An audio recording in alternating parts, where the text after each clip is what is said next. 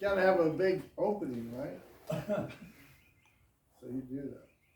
You know, last week we were started talking about faith. We talked about Shadrach, Meshach, and Abednego. We know what happened. Nebuchadnezzar sets a big image up, and he said to him, now if you be ready, that at the time when you hear the sound of the cornet, flute, harp, sackbut, psaltery, and decliner, and all kinds of music, you fall down and worship the image which I have made. Nebuchadnezzar had a plan. He was trying to get everybody into his corner. I guess he thought he was the best thing coming. You know, he built this golden image. Most people think it was an image of him. But if ye worship not, ye should be cast the same hour into the midst of a burning fiery furnace. And who is that God that shall deliver you out of my hand? They had a plan. They knew what the plan was. We talked about they were preparing for that. And they answered, Shadrach, Meshach, and Abednego answered and said to the king, O Nebuchadnezzar, we are not careful to answer thee in this matter. But if it be so, our God whom we serve is able to deliver us from a burning fiery furnace, and he will deliver us out of thine hand, O king. But if it be not, let it be known, O king, that we will not serve your God. We will not serve you. We're not going to put you above the King of Kings and the Lord of Lords. They took a stand. And there's so many different people in the Bible. We talk about David. David entered a scene at a time of great distress for Israel. The people had chosen a king for themselves, and in the process of doing so, they had rebelled against God. So you got another one. All these people were looking up to Nebuchadnezzar as being the God who they served. They were putting him up on a pedestal. They were replacing God. They chose Saul, but Saul was a fickle and disobedient man, prone towards the rebellion against God's good way for him. It's amazing how we tend to follow people. We do it with rock stars and football players and baseball players. We get them up on a pedestal and we want to be like them, especially as kids. I can remember I had a center fielder's glove, Jimmy Landis. He played for the White Sox. I can remember those things because you could take these gloves and get them signed. You wouldn't see them sign them. You would hand them to somebody and they would take them into a tunnel and somebody signed them. But you had Jimmy Landis' signature on the glove. And he became a priority in your life. He became something special in your life. But God had already begun to seek for himself a man after his own heart. 1 Samuel 13:14. After a particular case in which Saul had grievously disobeyed God, God told his prophet Samuel, I greatly regret that I have set up Saul as king, for he has turned back from following me. He turned against God. So did everybody else. They were going to follow the king. They were going to follow. We see these players, these musicians, they get out there, whatever they say, people believe. And they begin to copy them.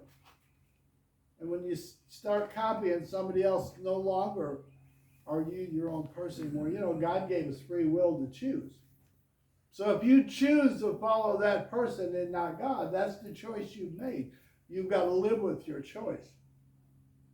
Has not performed my commandments, 1 Samuel 15:11. It says, Samuel wept bitterly at this news, but God had a plan. Now the Lord said to Samuel, how long will you mourn for Saul? See, and I rejected him from reigning over Israel. See, Samuel was part of that plan. God used him to do a lot of stuff. He was the prophet. He said, fill your horn with oil and go. I'm sending you to Jesse the Bethlehemite, for I have provided myself a king among his kids.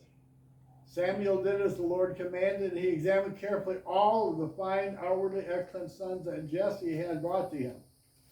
But the Lord made it clear to Samuel that he had chosen none of them.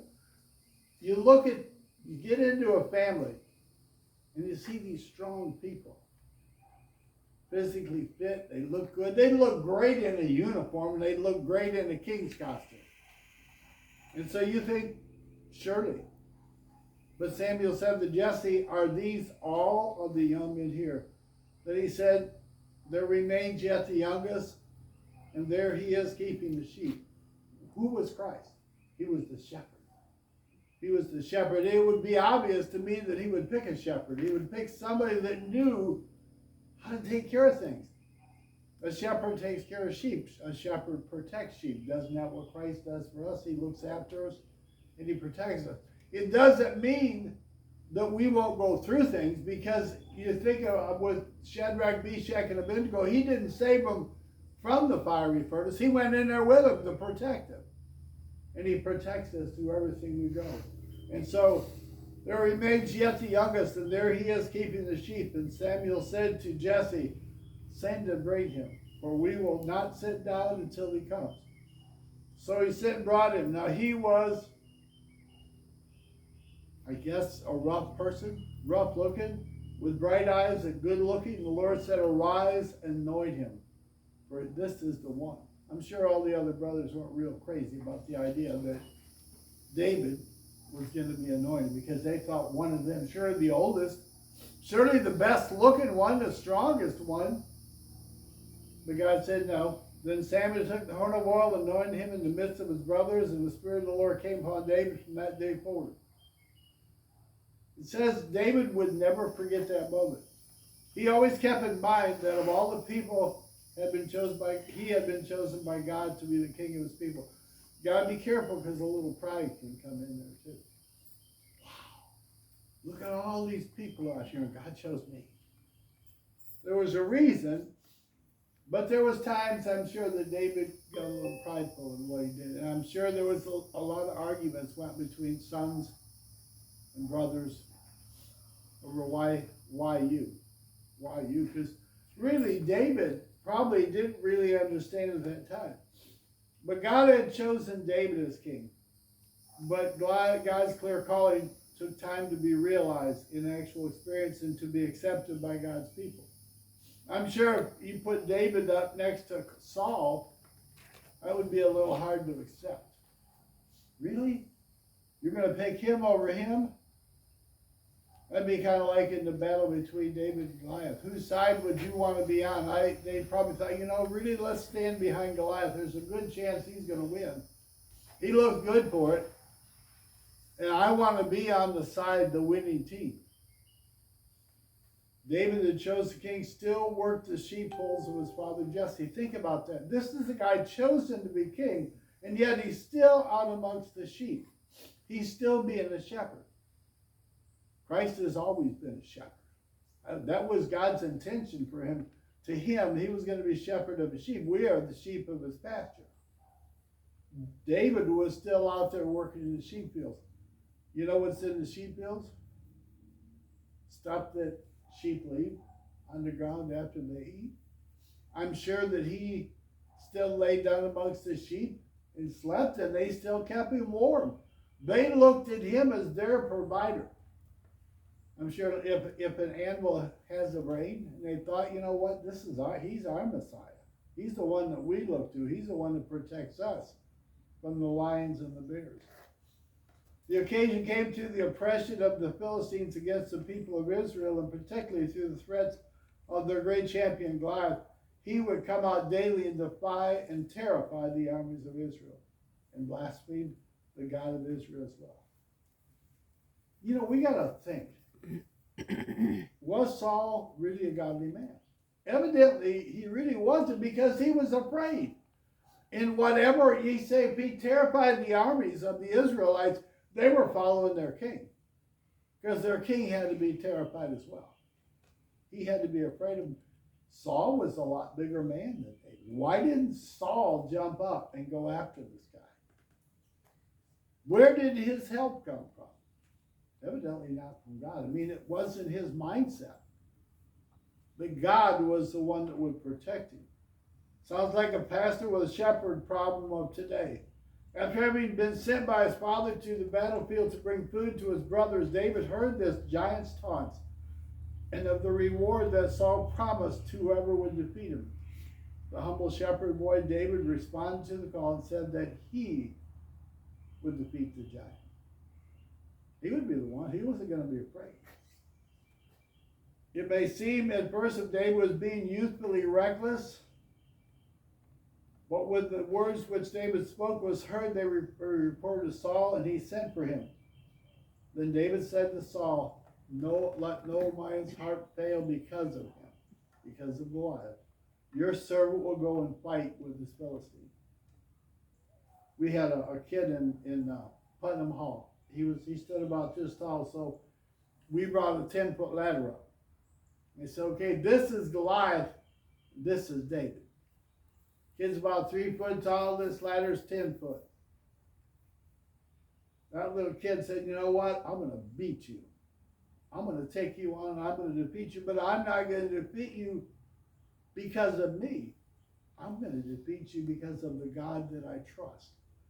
And Saul said to David, you are not able to go against the Philistine to fight with him, for you are a youth, and he is a man of war from his youth. But David said to Saul, your servant used to keep his father's sheep. When a lion or a bear came and took the lamb out of the flock, I went out after it, struck it, and delivered the lamb from its mouth.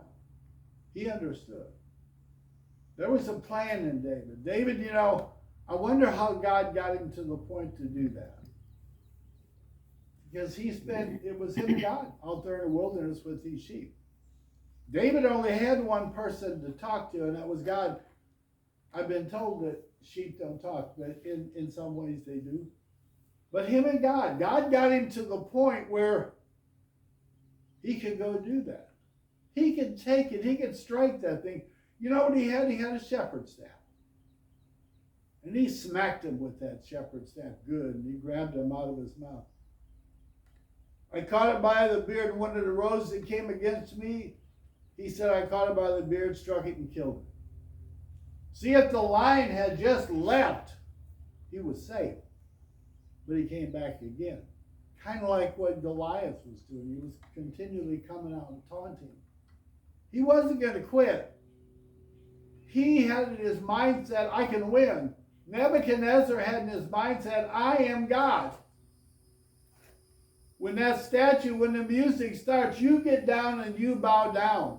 To it? No, to him. Nebuchadnezzar had a plan. A bad one. Saul had a plan.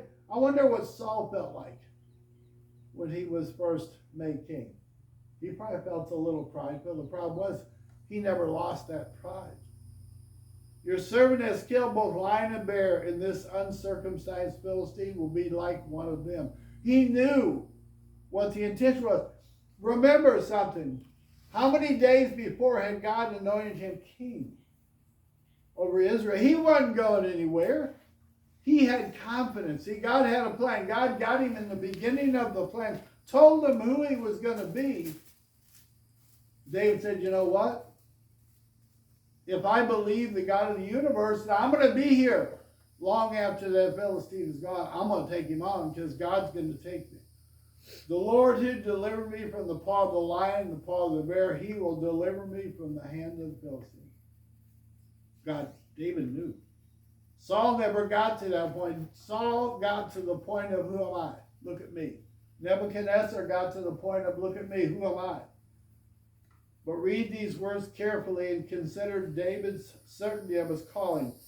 Was he really being rash and reckless? Not at all. He was confident in God's call on his life and knew that so long as God had appointed him to be king, he never needed to fear fighting the Lord's battles. See, he knew. He trusted. I think it's this driving this thing up today and then again tomorrow. I like it when other people drive the vehicles and I just have to go work. It just seems so much safer, but if God calls you to do something, he's your protector. He's the one that you have to depend on and trust. Even had some past experiences, perhaps after his call to be king, that helped him to appreciate that God did indeed have his hand on him. David, in a sense of God's call on his life, was invincible. When that guy attacked me at the revival, when he came down and when he took the palm of his hands and he slammed me with them, and he ended up 20 feet away. That's not me doing that. That's God doing that. When God asks you to do something and you're obedient in the call of what he asks you, God's going to deal with it. He's going to protect you. He made a promise to you. He's asked you to do something, and if you're obedient when God asks you to do, you're covered. The promise is set. Perhaps out of a sense of desperation, Saul sent this young God-trusting shepherd to fight against Goliath. And note the confidence which with David went. He ignored the threats of Goliath and said, "You come to me with a sword, with a spear, and with a javelin. But I come to you in the name of the Lord of hosts, the God of the armies of Israel, whom you had defiled. This day the Lord will deliver you in my hand, and I will strike you, and I will take your head from you. And this day I will give the carcasses of the camp of the Philistines to the birds of the air and the wild beasts of the earth, that all the earth may know that there is a God in Israel." That's the same message we have to give to the people around us today. There is a God, and we trust him. We don't depend on our own abilities and strengths. When I hop behind the wheel of that truck, it better be God doing the driving. He can use my hands, he can use my feet, but it better be him doing the driving. Because your confidence has to be in the one that you trust and depend on, the one that you lean on. I think of when John leaned against his breast with Jesus. That's where we have to be. We have to be at that point. We lean on him. We don't lean on ourselves. But all the assembly shall know that the Lord does not save with sword and spear, for the battle is the Lord's, and he will give you into our hands. 1 Samuel 17. So then was David being reckless in his confidence in God's call in his life? Our knowledge of the rest of the story confirms to us clearly that he was not. A lesson: we can be as confident in our challenges as we are God's call in our life. Does he have a call? Where are your confidences in? Could you look? That's a little taller than 10 feet, man. That's about 15 feet. A giant that tall? Could you look up at that giant and say, "You know what? God's going to deliver you into my hands today"? Because it ain't me that's fighting you. It's him. See, David was confident that he could fight the battles for the Lord. What's that? The victory is mine because the battle is the Lord. The enemy is not upset with us. He's upset with our God. And because we stand for our God, because we trust him and we depend on him, that's what aggravates them. David could not now help but be useful to Saul. So David went out whenever Saul sent him and behaved wisely. And Saul set him up over the men of war, and he was accepted in the sight of all the people and also in the sight of Saul's servants. But that's when trouble began. Now it happened as they were coming home and David was returning the slaughter of the Philistines that the women came up. All the cities of Israel. When do we know that the girls would get us in trouble? And started singing. King Saul with tambourines, with joy, and with musical instruments, they sang and danced. Saul has slain his thousands, but David his 10,000. And Saul got prideful again. I'm the king. Why don't I get credit? But you're not God. God gets credit for all the stuff we do. But see, when you're looking through human eyes, that's what they were doing. Saul killed his thousands. David killed his 10,000. Then Saul was very angry, and the saying displeased him, and he said, "They have ascribed to David 10,000, and to me they have ascribed only thousands. Now what more can we have but the kingdom?" Saul got prideful again. God knew what Saul would do. He knew what David would do. He knew that David would win these great battles, not because of David, but because of God. It's where his trust was in. I always wondered, and it even happens in most wars today, the generals sit back here and plan things, and we go into the field and fight. I think it was Patton that actually went in the battle. There were generals that actually got out there in the midst of the war and were part of it. But most of them sat back here. I'm sure Saul was up in a high mountain looking down. I don't remember him even getting close to Goliath.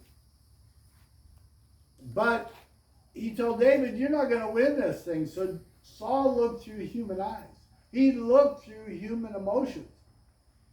David said, who are you? You're no different than a lion or a bear. You're an uncircumcised Philistine, and God will deliver you into my hands. I always think, when he got to stones, he got 5 smooth stones. I guess there were supposed to be 4 brothers besides the Goliath had. They always used to say this was in case the brothers came, God would take care of them too. But when David slung that stone, the biggest part of that story is David didn't back up and sling the stone. The Bible said he ran at him. This 9-foot dude and this 4-foot kid or 5-foot kid, Goliath's just standing there. He's frustrated because this is the best you got? See, he wasn't listening to David. God will deliver you into my hands. It wasn't David. It was God. And David ran at him, and he's slinging that thing, and he's going around, and when that stone come out of there, you imagine a guy 9 foot tall, how big is his head? Maybe this big, I don't know. And here's this little tiny stone. The trouble was, God was on the other side of that stone, pushing. And so that when that stone hit Goliath, it sunk in deep. And I've always said Goliath should have fallen backwards because the speed of that projectile coming at him, but he did. He fell forward. See, there had to be a gap. His head and his body, there was a gap where his neck was. So when David swung that blade, if he's laying back, his neck's against the ground, he's going to go through to a point, but you're going to hit what's on the other side. So he was forward, so there was a gap, room for the blade to go through and cut his head off. And that's when celebration begins. It's got to be a total victory. We got all kinds of wars going on out here now. But there's no total victory unless it's God. Now Saul was afraid of David because the Lord was with him, but had departed from Saul. Isn't that amazing? Saul knew that. He was afraid of David. Therefore Saul removed him from his presence and made him his captain over 1,000. And he went out and came in before the people, and David behaved wisely in all his ways. That's the biggest thing. David never got headstrong. The Bible said David behaved wisely. He was behaving godly, is what he was doing. David didn't take advantage of his favor in the sight of the people. He knew that God would give him the promised kingship in his time, in his way. Everything was dependent on what God planned for him. David kept it up. David did some stupid things. We know, we read the whole story of David. David didn't get away with doing everything perfect. But his mindset was the fact that it's God's plan, not mine. God will finish his story. He went before Goliath. He said, you ain't nothing compared to my God. Greater is he that's within me than he is in the world. What's inside of me is the God of the universe, the presence, the Spirit. He's going to carry out his plan because he promised to. In the light of David's calm, confident faith in God's promises, it's interesting to note how God responded along the way by giving assurance to this man after his own heart. He had God's confidence. He had God's strength. See, David knew it ain't me, Lord. It's you. It's you. You're the one fighting through me. You're the one using me. My arms may be that big and I may be that tall, but the God of the universe, he's big. That's who Goliath was fighting against. He wasn't fighting against David. David aggravated him when he said, you come at me with a sword and a spear, but I come at you with God. That angered Goliath, and he got stupid. Saul got stupid, but when Saul realized what had happened, I can't imagine he didn't think about it at the beginning, but he finally realized that God had left him. He was on his own now. And when you're fighting within your own strength and abilities, you lose. I don't care how smart or how intelligent you are, you lose.